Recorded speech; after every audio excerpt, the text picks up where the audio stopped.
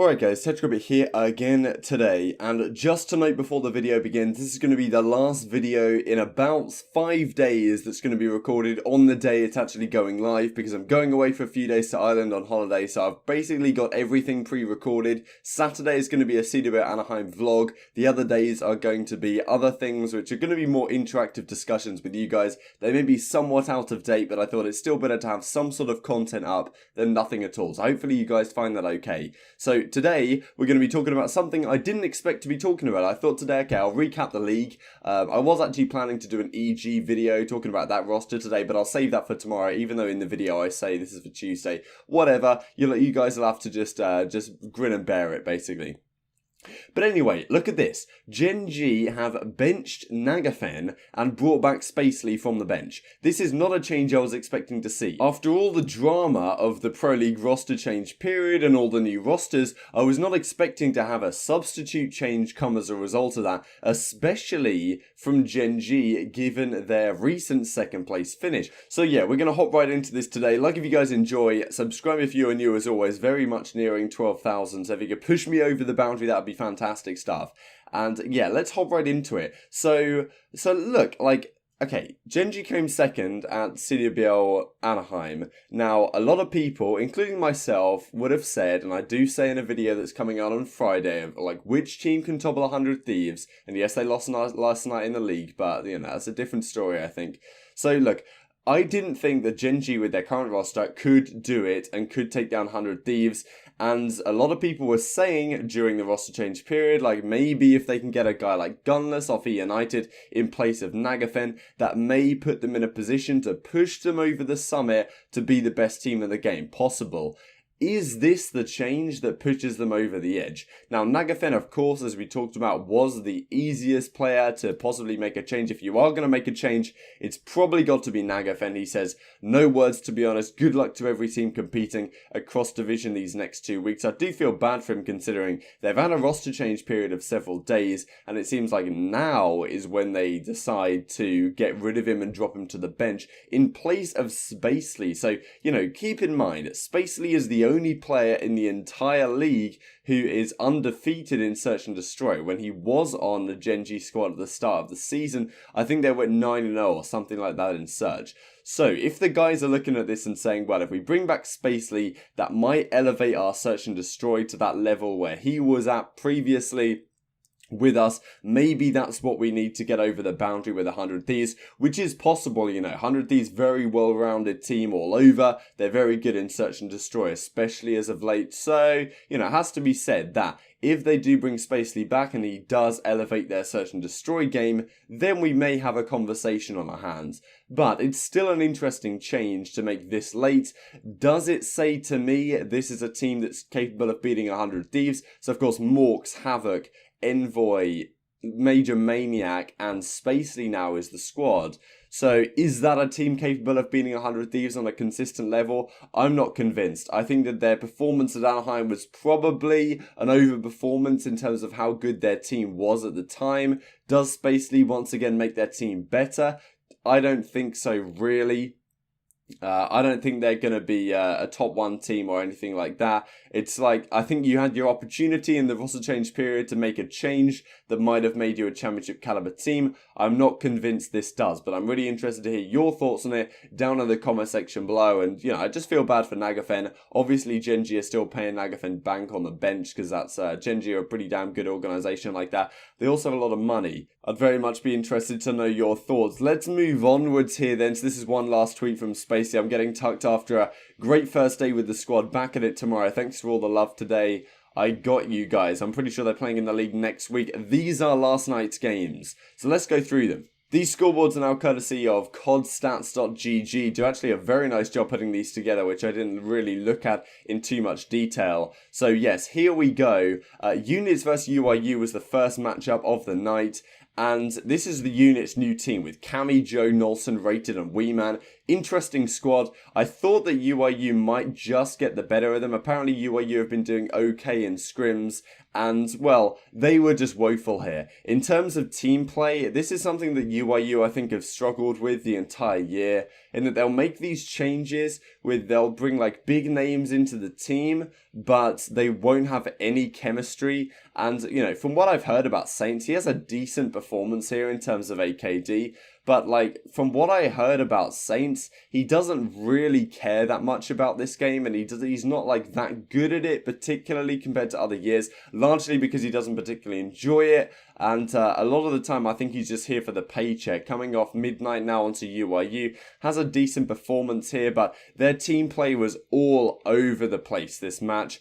Game 1, UIU really should have won. A team with much more experience would have won it. It was a Seaside hardpoint. We know what happens on Seaside hardpoint. Literally anything can happen, and this is why I hate it so much, to be honest, because I really, after I watch a Seaside hardpoint, I have no idea who the better team is out of the two, because I think legitimately anyone can win it on their day. So it's just frustrating to me.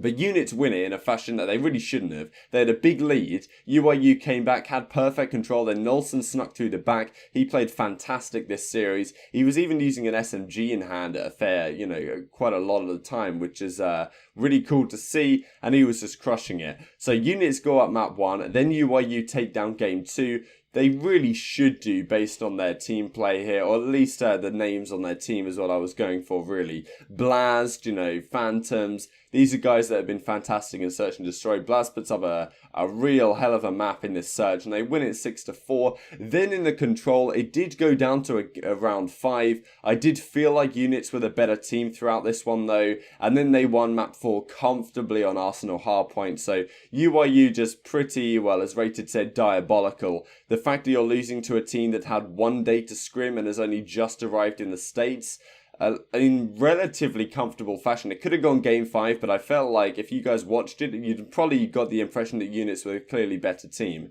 So tough to say for UIU right now. Only a league match after all, but yes, their hopes of playoffs, not good. So the second match was Enigma 6 versus Luminosity, and this was a kind of similar story. Two new teams, Breezy and Mayhem, come onto Enigma 6. Luminosity, of course, have Brack and Skies now, and yeah, I mean, Brack just dominated, especially the map 4. These maps were kind of close at times. They were close early on in the hardpoints, but LG pulled away. Very similar series in terms of the fact that E6 won the Search and Destroy 6-4, then LG won the Controlled 3-1, and then both hardpoints were not comfortable, but towards the end you could kind of clearly see who the better team was, and Brack was like 30-10 or something in the last hardpoint. He just went completely off. You can expect a map like that out of him pretty much every series. Him and Formal on the Maddoxes is a scary sight to behold, and even though John and Slack didn't have to put up, you know, John didn't put up great numbers, Slack had a 1.06 AKD overall, and if you're getting these kind of figures with Brack going off like that, the series is pretty much over. So E6, Luminosity, new teams, LG showing their hand early on, which is good to see. And then we have FaZe Clan versus Splice. This was probably the most enjoyable series of the night for me. I was very much impressed by Splice here, because let's have a look at these actual map scores and the results. We know how good FaZe are in the respawns. I think they went something like 13-2 in hardpoints in Anaheim. They only lost 1 to E6 in pools, and then 1 hardpoint to OpTic, something like that. Very, very good at it on the whole. Also, their control is very, very good. Now, their Search and Destroy has obviously been FaZe Clan's weak point, and they win both Search and Destroys here to win the series against Splice. Now, that is understandable if you're Splice. It's tough to say how much FaZe have necessarily improved in that mode, because Splice have only been a team for a few days. Getting your Search and Destroy, you know, in check is very, very difficult early on. But, you know, early signs for Splice look very, very good for me. If you're going to be this competitive with FaZe this early on in respawns, once you get your S&D sorted, and it's, you know, it's taken months for FaZe to get their search sorted, now it's looking a little bit better, but it's tough to say against a team that has just formed. But Splice coming this close in the respawns, winning 2 of the respawns, especially a Seaside hardpoint, which FaZe have been dominant on. They also lost map 1 very, very closely on Gridlock. They won a control. I think that was a reverse sweep within the control. They were 2-0 down. And they could have reverse swept the series if they'd have won the final hardpoint or the final search and destroy here on payload, but didn't go in their favour at the end of the day. Huke even doesn't have the greatest series. Aqua completely dominated it, and this is really what I like about this team, because you have Aqua and Temp went off this series, another series it could be Huke and Jerd, and even Looney was, despite the lackluster AKD, when you watch him play, you know that this guy is very talented, and obviously he adds a lot of intangibles. So FaZe, an impressive series from them. If they had a lost to Splice, that would have been a real upset for me, because Splice in their first ever Pro League series against a red hot FaZe Clan team just coming off a great performance at Anaheim. So yeah, very impressed by Splice on the whole in this series. And then the final series of the day, what's going on here, man? 100 Thieves played Evil Geniuses, and EG got the better of them. I talk about in tomorrow's video on Evil Geniuses how they probably lost to 100 Thieves. Turns out they actually won, so you guys will just have to ignore that. Hopefully it's alright. But yeah, so effectively, I was impressed by Evil Geniuses here. There's no denying it. 100 Thieves hadn't played at all since their victory at the Pro League, at the city of Anaheim, of course. So it's understandable they came up very slow. Towards map 3 and 4, they did look like a much better championship caliber team. And obviously this series meant much more to EG. If you look at the overall standings, EG needed these wins, or especially this win, to even get themselves in a position to potentially qualify for playoffs automatically, whereas 100 Thieves are already locked, I'm pretty sure, into playoffs. So, you know, they have less to worry about, really.